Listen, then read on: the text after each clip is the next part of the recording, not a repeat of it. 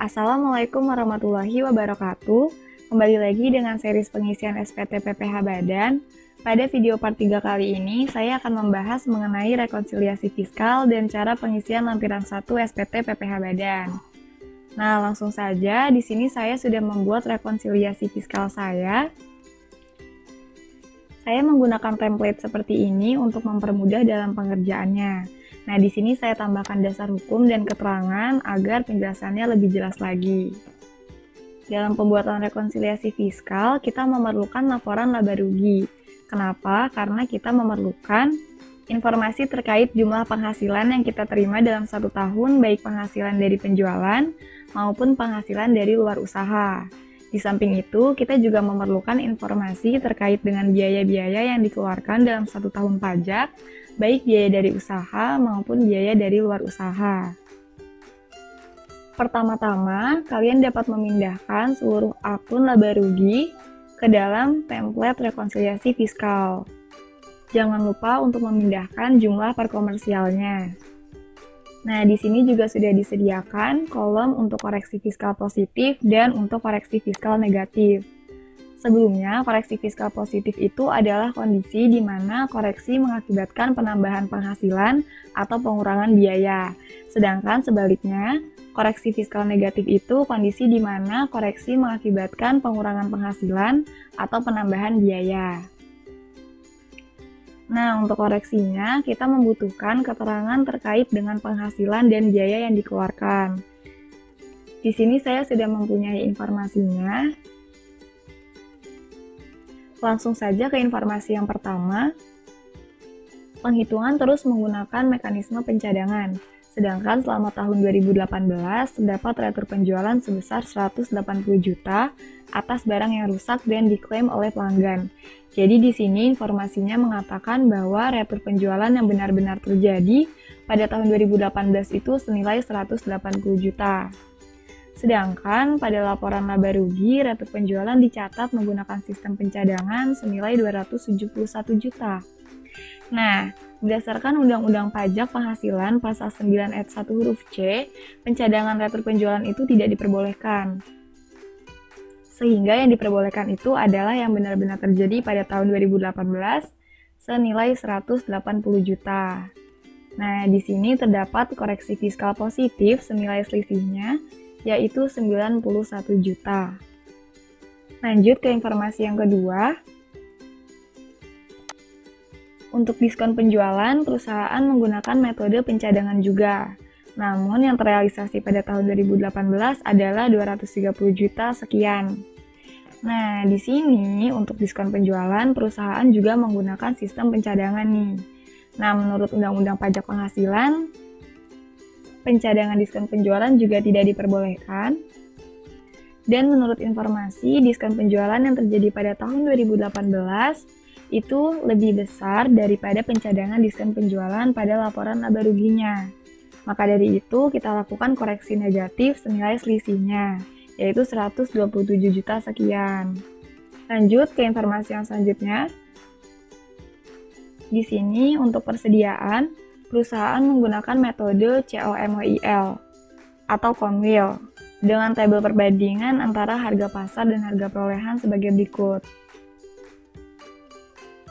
Nah, di dalam pajak, menurut pasal 10 ayat 6 Undang-Undang PPH, metode untuk persediaan barang itu tidak boleh menggunakan metode Comwil.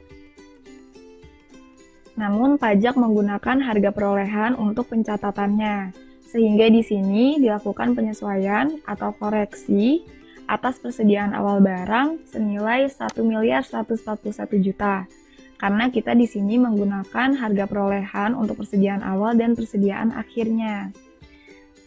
Di sini harga perolehan persediaan awalnya 18 miliar sekian, dan persediaan awal barang di fiskalnya juga 18 miliar sekian. Jadi kita lakukan koreksi fiskal negatif senilai selisihnya. Begitu juga dengan persediaan akhir, kita menggunakan harga perolehan. Di sini harga perolehan untuk persediaan akhirnya senilai 39 miliar sekian, dan di fiskal yang diperbolehkan juga 39 miliar sekian, sehingga terdapat koreksi fiskal positif senilai selisihnya. Lanjut ke informasi selanjutnya. Dalam biaya pembelian, sebagian besar barang dagangan diimpor dari luar negeri. Ini untuk informasi bahwa pembelian barang-barang itu dipungut PPh pasal 22 yang nanti akan dijadikan kredit pajak. Kita lanjut, nomor 5. Dalam biaya gaji dan tunjangan terdapat pengeluaran PPh pasal 21 yang ditanggung oleh perusahaan, lembur, tunjangan makan siang, dan bonus yang dicadangkan. Jadi, berbeda dengan tunjangan PPh pasal 21 dan tunjangan lainnya yang boleh dibiayakan sebagai biaya, PPh pasal 21 yang ditanggung oleh perusahaan itu dianggap sebagai natura dan tidak boleh dibebankan sebagai biaya. Sehingga PPh pasal 21 yang ditanggung sebesar 29.500.000 kita koreksi positif karena menunjukkan beban yang dapat dibiayakan itu berkurang. Dan di sini terdapat bonus yang dicadangkan sebesar 120 juta. Menurut Undang-Undang Pajak Penghasilan, Pasal 9 ayat 1 huruf C, pencadangan bonus itu juga tidak diperbolehkan, sehingga kita koreksi positif pula sebesar 29.500.000 ditambah 120 juta. 29.500.000 untuk PPh 21 yang ditanggung perusahaan dan 120 juta ini untuk pencadangan bonus. Lanjut ke informasi selanjutnya. Nomor 6, dalam biaya transport dan perjalanan dinas, terdapat pembelian tiket, uang saku untuk perjalanan keluarga pimpinan kelompok. Nah, di sini sudah sangat jelas, atas pengeluaran ini adalah untuk perjalanan keluarga pimpinan kelompok. Tidak ada hubungannya dengan kegiatan usaha, dan ini hanya untuk kepentingan pribadi wajib pajak saja. Jadi ini sudah jelas kita koreksi positif sebesar 161 juta. Ini. Sehingga yang boleh dibebankan sebagai biaya adalah sisanya yaitu 197.500.000. Nah, selanjutnya itu ada biaya penyusutan dan amortisasi. Penyusutan dan amortisasi menurut komersial atau akuntansi dan menurut fiskal itu berbeda. Perbedaan ini dapat disebabkan dari perbedaan kelompok aktiva yang kemudian mempengaruhi perbedaan tarif penyusutan. Di sini, biaya penyusutan menurut sistem akuntansi atau komersial adalah senilai 424 juta, sedangkan menurut perhitungan fiskal adalah senilai 576 juta sekian. Karena biaya penyusutan menurut fiskal lebih besar daripada biaya penyusutan menurut komersial, maka kita lakukan koreksi fiskal negatif senilai selisihnya, yaitu 152 juta sekian. Nah, berbeda dengan biaya penyusutan, biaya amortisasi menurut komersial lebih besar daripada biaya amortisasi menurut fiskal. Maka dari itu, kita lakukan koreksi fiskal positif senilai selisihnya, yaitu 95 juta sekian. Lanjut ke informasi selanjutnya. Nomor 7, dalam biaya sewa terdiri dari sewa kendaraan operasional untuk 3 tahun, mulai Januari 2018 sebesar 72 juta. Sewa komputer, dan sisanya sewa mes buat karyawan. Nah, di sini sudah jelas bahwa untuk biaya sewa dibayar di muka, itu hanya boleh dibebankan sebagai biaya untuk biaya sewa per tahun saja. Jadi tidak boleh dibebankan sekaligus 3 tahun. Sehingga di sini dilakukan penyesuaian koreksi positif, yaitu untuk sewa kendaraan hanya untuk 1 tahun, yaitu 24 juta, dari mana dari 72 juta dibagi 3. Jadi ini sebesar 24 juta hanya untuk 1 tahun. Kemudian, untuk sewa komputer ini kita asumsikan untuk kegiatan operasional perusahaan, jadi ini diperbolehkan. Untuk sisanya, sewa mes buat karyawan itu tidak diperbolehkan menurut fiskal, karena termasuk ke dalam pasal 9 ayat 1 huruf E yang merupakan natura bagi karyawan. Sehingga di sini dikoreksi positif senilai 142.500.000, yaitu sisanya. Jadi di sini total biaya sewa yang dikoreksi positif adalah senilai 166.500.000 dan biaya fiskal yang diperbolehkan adalah 78 juta. Selanjutnya, nomor 8, dalam biaya perawatan dan perbaikan, terdiri dari biaya perbaikan kendaraan sedan kantor sebesar 3 juta per bulan. Biaya kebersihan 400.000 per bulan dan sisanya biaya pemeliharaan mes dan rumah pimpinan. Nah, di sini kita garis bawahi untuk mes dan rumah pimpinan itu sudah pasti dikoreksi karena tidak diperbolehkan. Karena mes itu dianggap sebagai natura dan rumah pimpinan itu untuk kepentingan pribadi wajib pajak. Jadi keduanya tidak diperbolehkan. Selanjutnya, di sini untuk perbaikan kendaraan sedan kantor menurut Cap 220 PJ 2002 untuk pemeliharaan kendaraan sedan, biaya yang diperbolehkan hanyalah sebesar 50%. Jadi tidak boleh dibebankan seluruhnya. Sehingga di sini koreksi positif untuk biaya perawatan dan perbaikan senilai 42.450.000 dan fiskal yang diperbolehkan adalah senilai 15.300.000. Oke, lanjut. Biaya iklan dan promosi yang dibuatkan daftar nominatif hanya sebesar 290 juta rupiah. Untuk biaya iklan dan promosi, menurut PMK nomor 2 tahun 2010, biaya yang tidak terdapat daftar nominatif itu tidak boleh dibebankan sebagai biaya dalam fiskal. Sehingga karena yang dibuatkan daftar nominatif hanya senilai 290 juta, di sini kita lakukan koreksi positif senilai 10 juta. Oke. Nomor 10, dalam biaya pajak dan retribusi, di dalamnya terdapat pengeluaran untuk PBB MES. Nah, ini sudah jelas ya, yang berhubungan dengan MES yang merupakan natura itu tidak diperbolehkan untuk dibebankan sebagai biaya. Kemudian di sini ada PBB pabrik dan kantor, ini diperbolehkan karena berhubungan dengan kegiatan usaha. Di sini ada SKPKB PPh Badan. Nah, ini untuk SKPKB PPh Badan, menurut pasal 9 ayat 1 huruf H Undang-Undang Pajak Penghasilan itu tidak boleh dibebankan sebagai biaya. Jadi di sini SKPKB PPh Badan kita koreksi. Dan kemudian menurut informasi ada STP denda PPh pasal 25. Ini juga tidak boleh dibebankan sebagai biaya dalam fiskal, sehingga kita koreksi positif juga. Jadi untuk denda atau sanksi pajak apapun, baik PBB, pajak penghasilan, atau mungkin PPN, itu tidak boleh dibebankan sebagai biaya. Oke, selanjutnya. Nomor 11, dalam biaya listrik dan telepon terdapat biaya telekomunikasi pasca bayar direksi sebesar 18.252.000, telepon kantor, dan sisanya tidak terdapat bukti pembayaran. Oke, di sini yang pertama-tama yang sangat jelas tidak boleh itu adalah yang tidak terdapat bukti pembayaran. Jadi ini sisanya akan kita koreksi positif.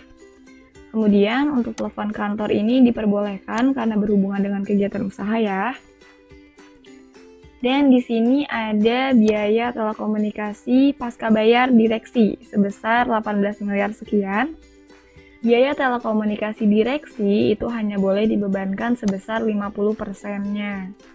Jadi di sini koreksi positifnya itu adalah 50% dari biaya telekomunikasi direksi ditambah dengan biaya tanpa bukti pendukung senilai 22.644.000. Lanjut ke biaya lainnya, termasuk pengeluaran untuk sumbangan kebakaran di Tambora, biaya litbang, riset di Aceh, serta pengeluaran lain yang tidak terdapat bukti pendukung. Nah, di sini untuk kebakaran di Tambora senilai 25 juta.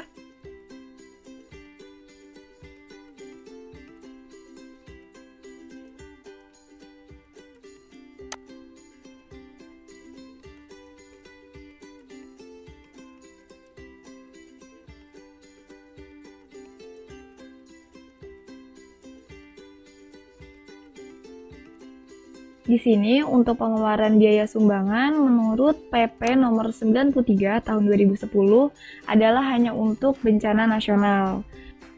Sehingga untuk sumbangan kebakaran Tambora kita koreksi positif beserta juga dengan pengeluaran lain yang tidak terdapat bukti pendukung. Ini sudah jelas akan kita koreksi positif ya.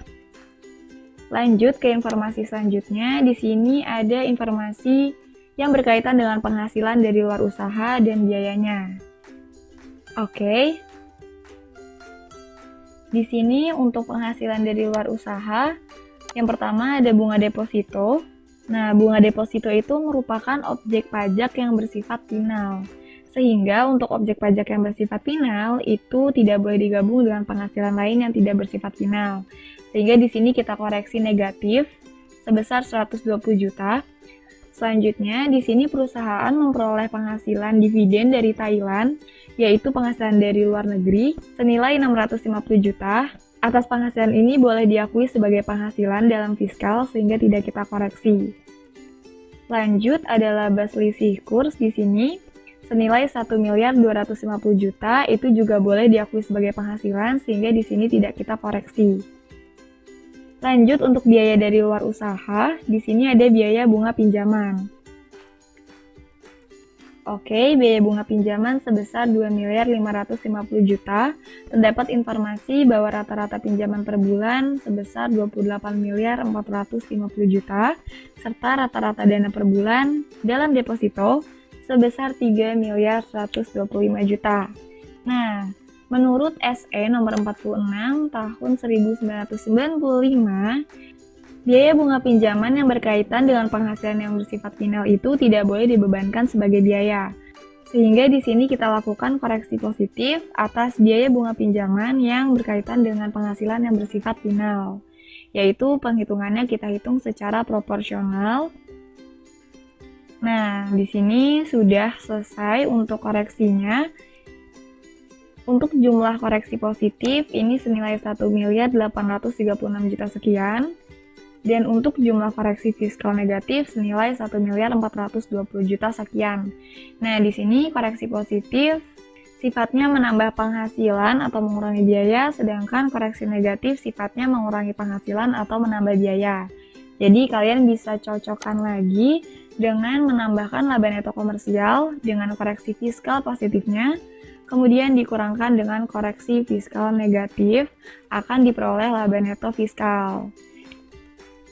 Sekiranya seperti itu cara melakukan rekonsiliasi fiskal sampai mendapatkan laba neto fiskalnya. Nah, setelah ini saya akan menjelaskan bagaimana cara pengisian lampiran 1 dalam SPT PPh Badan. Karena untuk lampiran 1 SPT PPh Badan itu hanya dapat diisi setelah kita melakukan rekonsiliasi fiskal. Nah, di sini kita buka terlebih dahulu SPT PPh Badannya. Ini saya pilih database dari video kemarin ya. Username-nya administrator dan passwordnya 123. Oke. Kemudian saya buka SPT-nya terlebih dahulu. Tahun pajak 2018, klik buka. Oke. Kalau sudah, untuk membuka lampiran 1, klik SPT PPh. Kemudian pilih lampiran dan pilih formulir 1771-1. Kita klik. Nah, di sini sudah ada beberapa yang terisi secara otomatis karena kita telah mengisi transkrip elemen laporan keuangan. Kita akan mengisinya dari nomor 1 terlebih dahulu. Di sini kita isi peredaran usahanya dari laporan laba rugi. Dari rekonsiliasi fiskal sama saja, yang kita masukkan adalah jumlah per komersial, yaitu senilai 46.617 juta sekian.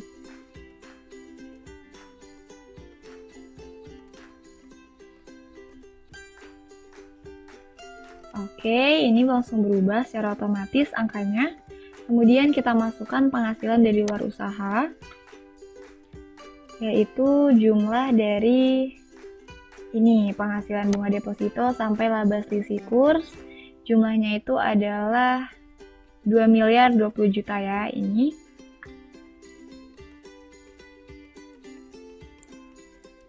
Oke, kalau sudah, untuk penghasilan yang dikenakan PPh final dan yang tidak termasuk objek pajaknya kita isi. Di sini penghasilan yang merupakan objek PPh final adalah bunga deposito senilai 120 juta.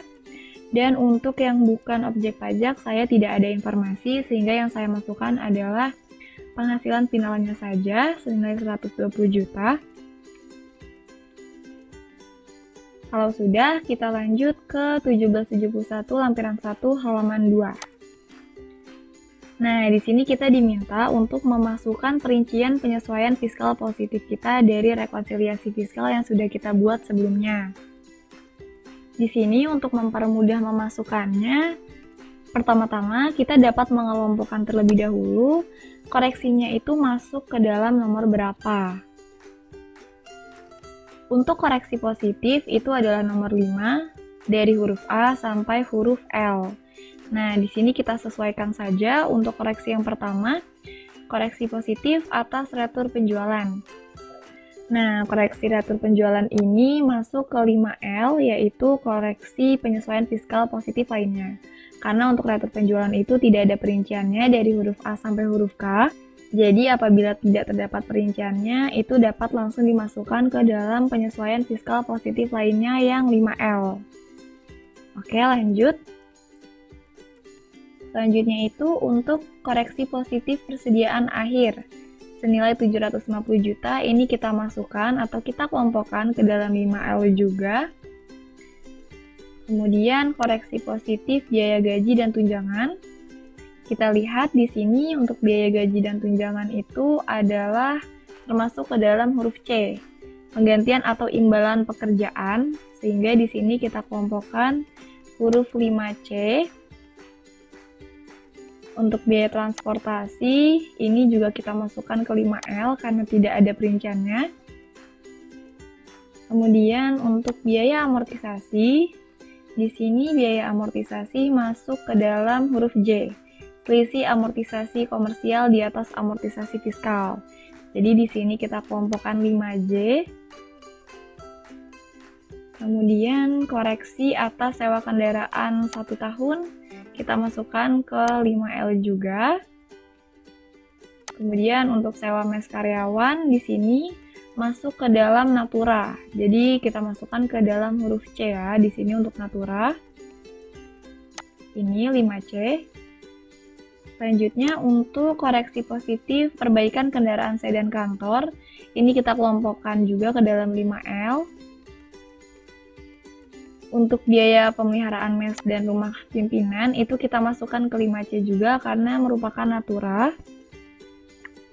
Selanjutnya untuk koreksi positif iklan dan promosi kita masukkan ke dalam 5L juga. Untuk biaya PBB mes kita masukkan ke dalam 5C. Kenapa? Karena mes itu adalah natura. Jadi kita masukkan ke 5C ya, ini natura. Setelah itu untuk SKP KB PPh Badan itu kita masukkan ke dalam 5H. Kenapa 5H? Karena ini merupakan sanksi administrasi. Ya, jadi kita kelompokkan ke dalam 5H, begitu pula dengan STP denda PPh pasal 25. Selanjutnya untuk biaya listrik dan air itu kita masukkan ke dalam 5L. Dan biaya lainnya sudah jelas kita masukkan ke dalam 5L juga. Kemudian di sini ada biaya dari luar usaha, kita masukkan dalam 5L juga ya. Setelah selesai mengelompokkan biaya-biaya koreksi positif, kalian dapat membuat tabel seperti ini. Nah, dan untuk memperhitungkannya itu bisa menggunakan rumus, yaitu rumus sum if, sehingga di sini langsung muncul jumlah koreksi positif untuk masing-masing kelompok. Nah, setelah melakukan perkelompokan seperti ini, dapat langsung kita input datanya ke dalam SPP. Oke, di sini saya langsung input yang huruf C, senilai 324.400.000. Lanjut, untuk 5H senilai 20.540.400.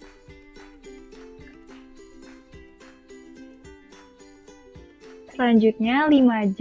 Nah, di sini 5J itu merupakan selisih amortisasi komersial. Nah, dapat dilihat di sini untuk kolom yang berwarna putih itu merupakan kolom yang kita isi sendiri atau kita isi secara manual. Sedangkan untuk kolom berwarna kuning itu merupakan kolom yang terisi secara otomatis atau angkanya tidak dapat kita ubah secara manual. Di sini untuk selisih penyusutan dan amortisasi, kita harus menginput data penyusutan dan amortisasinya terlebih dahulu ke dalam lampiran khusus penyusutan dan amortisasi.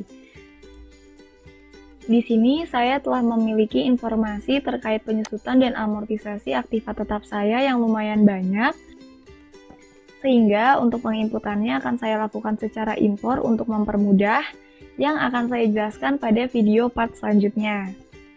Untuk saat ini, selisih amortisasi kita lewatkan terlebih dahulu. Kita lanjutkan dulu ke informasi selanjutnya. Di sini untuk jumlah 5L,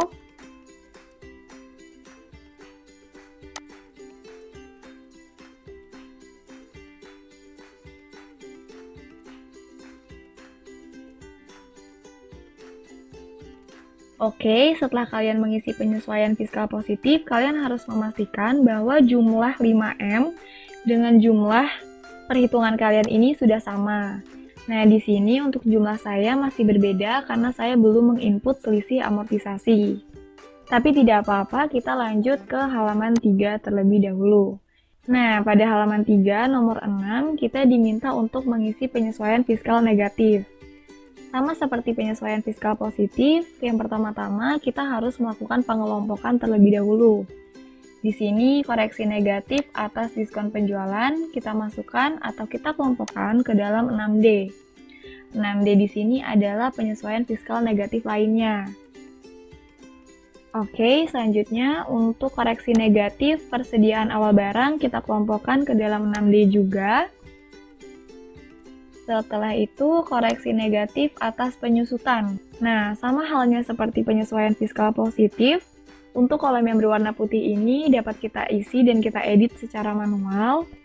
Namun untuk kolom yang berwarna kuning, pada bagian selisih penyusutan dan selisih amortisasi, hanya dapat terisi setelah kita mengisi lampiran khusus penyusutan dan amortisasi.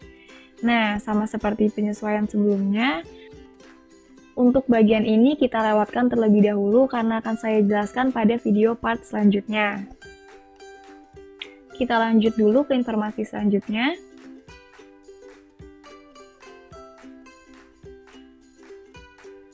Untuk koreksi negatif 120 juta atas bunga deposito ini tidak masuk ke dalam koreksi negatif di nomor 6 karena untuk bunga deposito merupakan penghasilan final, itu sudah kita masukkan ke dalam 1771 lampiran 1 halaman 1 yang nomor 4 yang merupakan penghasilan yang dikenakan PPh final.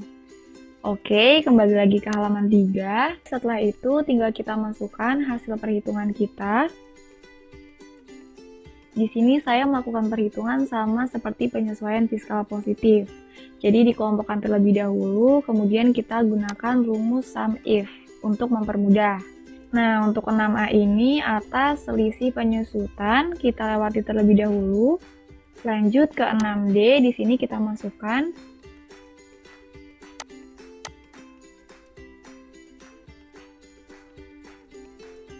Oke, setelah kalian memasukkan atau menginput data penyesuaian fiskal negatif, jangan lupa juga untuk menyamakannya dengan perhitungan kalian sendiri.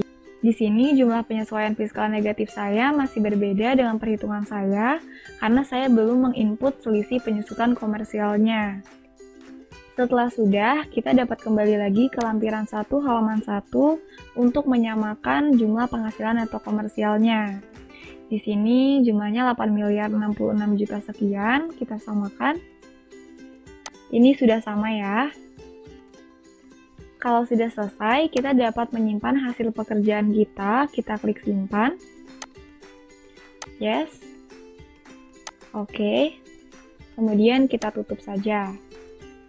Cukup sampai sini dulu untuk pembahasan part 3 kali ini.